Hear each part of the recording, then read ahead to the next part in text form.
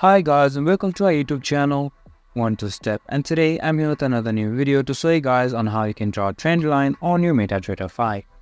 To do so, first of all, make sure your device has a stable Wi-Fi connection, and after making sure of that, go onto your MetaTrader 5 app and then go on to charts. Right now you can see there are two charts on my screen. It really doesn't matter if you have two or even one.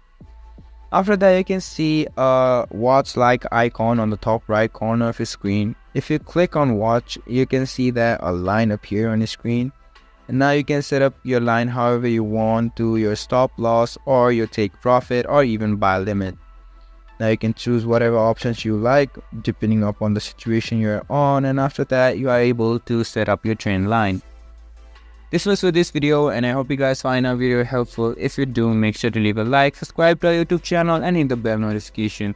And don't forget to drop a comment for review and for more content like this. See you guys in our next video. Thank you for watching.